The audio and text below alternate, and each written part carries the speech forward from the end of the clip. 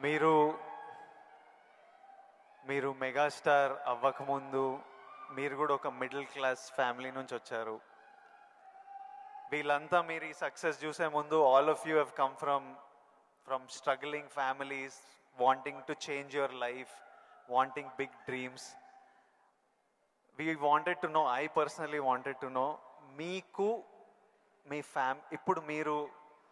ఇప్పుడు mega star, mega family, huge family, అందరికీ మీరు గైడింగ్ లైట్, ఫౌండర్, ఒరిజిన్స్.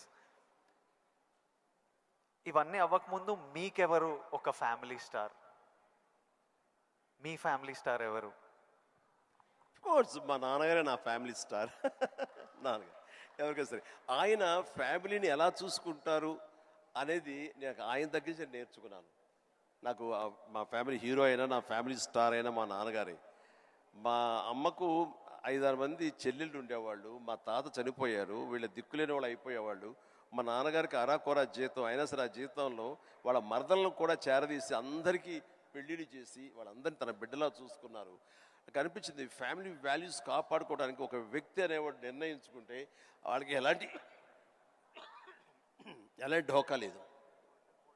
అందుకనే నేను కూడా ఫ్యామిలీస్కి ఎంత విలువిస్తాను అనేది నేను సురేఖ కలిపి, ఫ్యామిలీ ఎంత ఎదిగినా ఎవరి ఫీల్డ్లో వాళ్ళ ఎంత హైట్స్కి వెళ్ళినా ఒక్కొక్క అకేషన్లో మనందరం కలిసిగా మనం ఉండాలి. ఆ 3-4 డేస్ మనం కలిసి ఉండటం మూలంగా మళ్ళీ ఉండే ఇన్హిబిషన్స్, భేషజాలు, చిన్న అరాకొరా ఉండేటువంటి మిస్అండర్స్టాండింగ్స్ ఇవన్నీ కూడా సమసిపోయి మనం ఎంతో మళ్ళీ మన బాండింగ్ చాలా స్ట్రాంగ్గా ఉంటుంది. సో ఇదే విధంగా మనం వెళ్ళొచ్చు అంటాను. మొన్న ఈ మధ్య సంక్రాంతికి అలాగే కలిసాము.